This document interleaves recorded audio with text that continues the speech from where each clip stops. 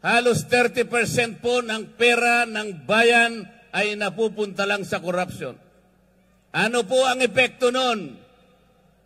Pati education nagsasuffer. Pati public health nagsasuffer. Sinasabi ko po sa kanila ito. Ngunit, imbes na pakinggan nila ako, itinuring nila akong kalaban. Yung audit po, nag-uumpisa lang mag-audit. Initial findings pa lang. Wala pang conclusion. There is no finality of judgment. Everything else is questionable. Everything else is assailable and appealable. Pero kinuha ng House of Representatives. Paano nangyari ito? Ayaw po nilang sumagot. Kung kaya po na huwag tanggapin, huwag tanggapin. Dahil ito lamang ang magsisilbing sampal sa kanilang mga muka. Gusto kong sampalin ninyo ang kanilang mga muka. Binibili nila kayo, iniinsulto nila kayo. This is not how to serve the people. Hindi ayuda ang gusto ng tao. Ang gusto ng tao, you provide the conditions to grow the economy, magkaroon sila ng trabaho, mabuhay sila ng marangal. Yun ang gusto ng tao. Gusto ko po kayong makasama ngayong gabi sapagkat alam ko kayong lahat na nandito ngayon ay matatapang. Yes. Kasi po sa House of Representatives, konti na lang po yung matatapang doon. Kaya sana gusto ko silang imbitahin lahat dito para tumapang naman sila. Para ipagtanggol nila ang karapatan ng bawat isang mamamayang Pilipino. Tingnan po ninyo ang nangyari sa akin. Pati hopya po na kinakain ko, inaagaw na nila sa akin. Napakawalang hiya nila. Puro salbahe. Wala naman akong ginawang masama. Sinasabi ko lamang sa kanila, mali po ang ginagawa ninyo. Ito po ang dapat nating gawin. Ito ang dapat nating ayusin sapagkat ito ang nasa ating rules and regulations. Ayaw naman po nilang makipagdebate. Hindi naman sila siguro mananalo sa debate. Ginugulo na lamang nila ako. Puro panggugulo. Kaya sabi ko, pupunta na lang ako sa Cebu.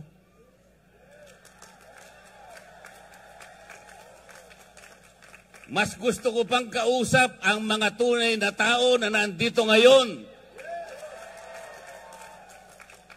Sapagkat sila, alam nila ang problema ng ating bansa ngayon. Ang presyo po ng bilihin ngayon, lalong-lalo na po ang pagkain, masyado na pong mataas. Kawawa na po ang ating mga kababayan, lalo na po yung nasa panig ng mahihirap. Hindi po nakikita ngayon ang problema na yan. Kaya lalong lumubha ang kahirapan sa ating bansa dahil sa korupsyon. Lubog na po tayo sa korupsyon ngayon. Kaya humirap ang ating buhay. Tingnan po ninyo, halos 30% po ng pera ng bayan ay napupunta lang sa korupsyon. Ano po ang epekto nun? Pati education nagsasuffer. Pati public health nagsasuffer. Sinasabi ko po sa kanila ito. Ngunit, imbes na pakinggan nila ako, itinuring nila akong kalaban. Kalaban nilang lahat. Tinanggalan po ako lahat ng committees sa House of Representatives. Ipinaglalaban ko lang naman na ibaba natin ang presyo ng kuryente sa bansang ito. Tinanggal po nila ako sa Committee on Energy. Inobjekan ko po yung bill na sinusulong nila doon sa Nordeco, sa bandang Mindanao, at doon sa Samselco, sa Zamboanga City. Ang sabi ko, pagka inapprove nyo ang bill na ito, lalong tataas ang presyo ng kuryente sa bahagi na yan ng Mindanao. Ayaw po nilang maniwala. Lahat po ng mga panukalang batas na ifinail ko na 10 bills, hindi po nadinig yun. Ayaw nila. Wala silang pakialam sa inyong kapakanan. Ang gusto nila siguro, tumaas ng tumaas ang kuryente sa ating bansa. Alam po ba ninyo kung ano yung pinapangunahing layunin ng batas sa kuryente? Ang sabi ng batas, let us ensure the delivery of affordable rates of electricity to every Filipino. Affordable. Sa Bisaya, barato. Barato ba ang presyo ng kuryente sa Cebu?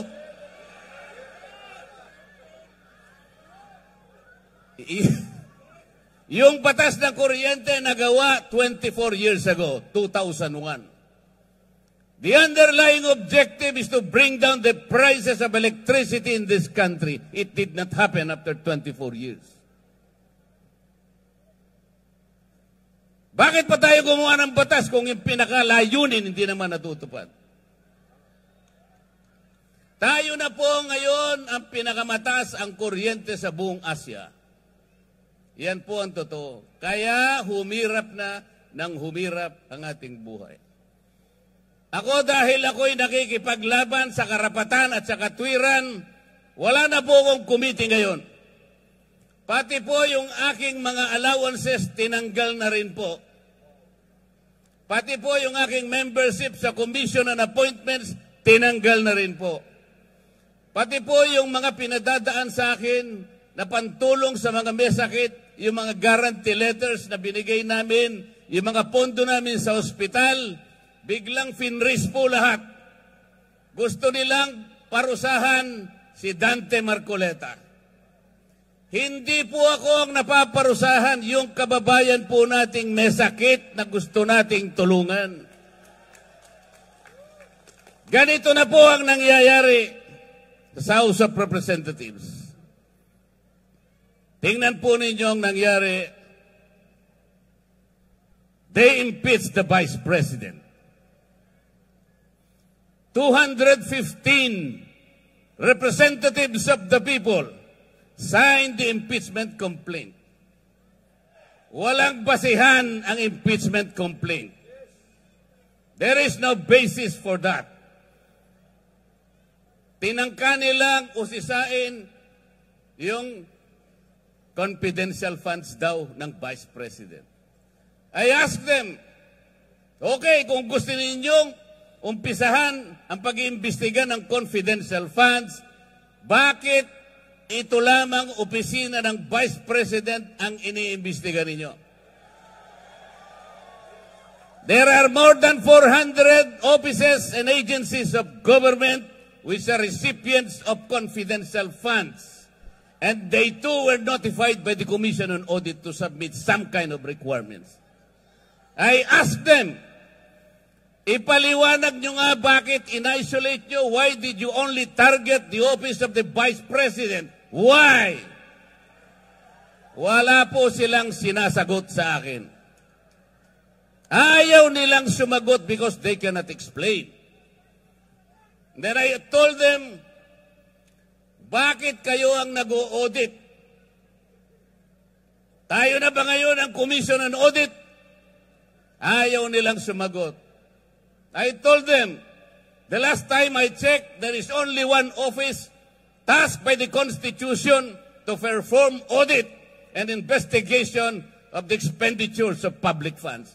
Only the Commission on Audit. Nothing more and nothing less.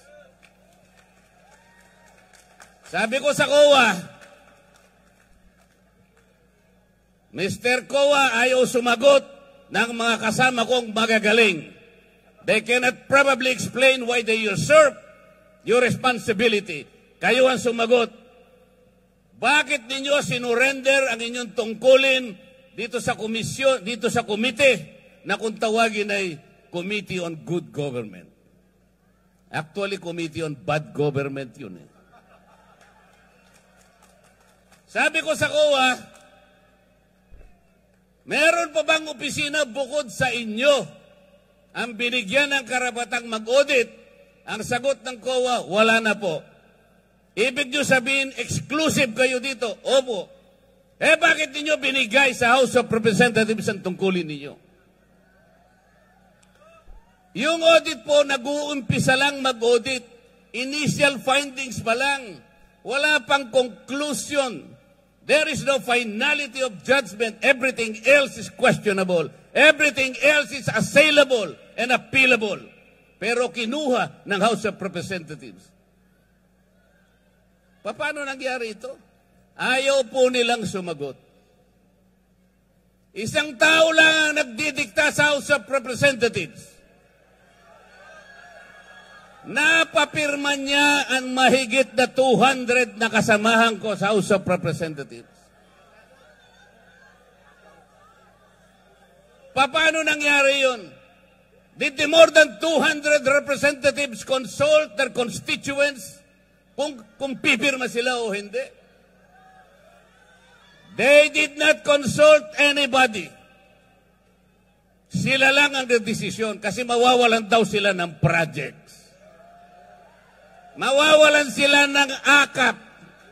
Mawawalan sila ng ayudang ibibigay para sa ganon ipamigay sa mga botante na akala nila'y mabibili nila ang boto ninyo. Sa mga matatapang na mamamayan ng Cebu, kung kaya po ninyong huwag tanggapin, huwag po ninyong tanggapin. Kung kaya po na huwag tanggapin, huwag tanggapin. Dahil ito lamang ang magsisilbing sampal sa kanilang mga muka. Gusto kong sampalin ninyo ang kanilang mga muka. Binibili nila kayo, iniinsulto nila kayo. This is not how to serve the people. Hindi ayuda ang gusto ng tao. Ang gusto ng tao, you provide the conditions to grow the economy, magkaroon sila ng trabaho, mabuhay sila ng marangal. Yun ang gusto ng tao. Yun ang gusto ng tao. About a month ago, a group of people converged in Luneta and elsewhere in the parts of this country, generating more than 4 million people in that peace rally. That was 1 month ago. Alam po ninyo yan. Ang pakiusap ng grupo na yon, magkaisa ang Pilipino, magkaroon ng kapayapaan para harapin natin ang malalaking hamon at problema ng ating bansa. Ipinakiusap sa rally na yon, huwag tayong mag-awak, kakawatak-watak. Huwag na po nating ituloy ang impeachment sapagkat ito ang simula ng pagkakawatak-watak ng Pilipino. It was a peaceful rally. Nakiusap ang mahigit na 4 na milyong Pilipino. Ito lamang ang paraan para sumulong ang ating bansa. Hindi pinakinggan ang boses ng ganong kalaking bilang ng mga tao. The Speaker of the House of Representatives defied the voice of the people. Vox Populi, Vox Dei. The voice of the people is the voice of God. Salus Populi est suprema lex. The welfare of the people is the supreme law. Mga kababayan, ang laki po ng papasalamat ko sa gabing ito sa inyo. Nakatagpo ko ang mga matatapang.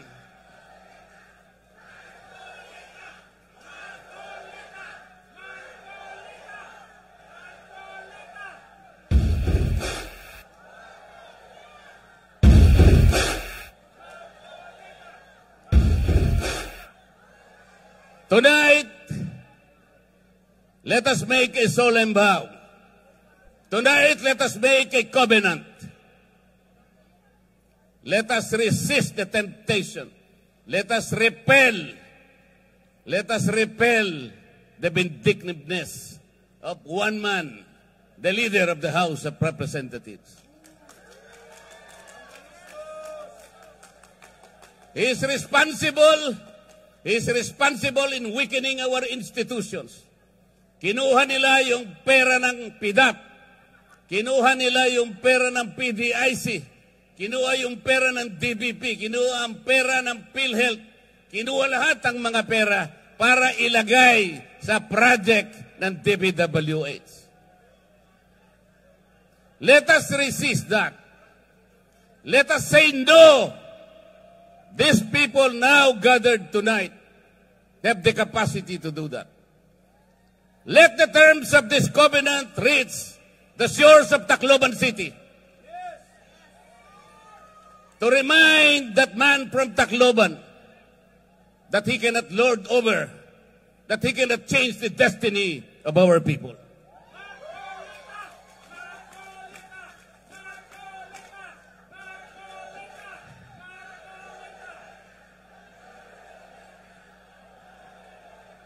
They want to impeach the Vice President because he wants to become Vice President.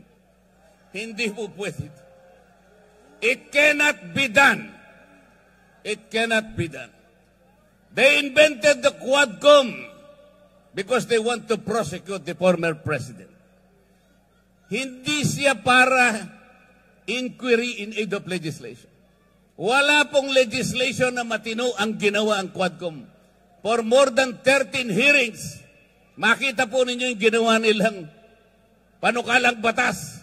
Kahit na grade 5 student, pagtatawanan yung ginawang batas. Because it was not really intended to enact laws or to supplement in making laws. It was principally designed to prosecute and persecute the former president. Ganito po ang gusto nilang gawin sa ating bansa. Kapag wala pong tumayo, kaya po kami nandito ngayon.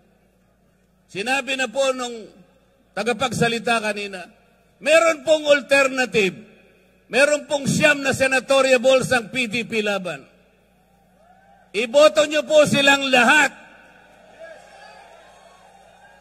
You need people in the Senate to frustrate the impeachment. Kapag ka po hindi kami nakarating doon, they will find the Vice President guilty. Ganun po ang mangyayari. It's a numbers game. Kaya po nakikiusap kami. Please send us to the next Congress. And we will fight for you. We will fight whatever it takes. Para sa inyo po. Kung walang magsasalita ngayon, our country will go to the dogs. Yun po ang mangyayari. Pasensya na po kayo kung medyo masakit po ang sinasabi ko. Pero ang kakapal naman nila, di naman yata tinatablan yung mga mukha ng mga tao na yan.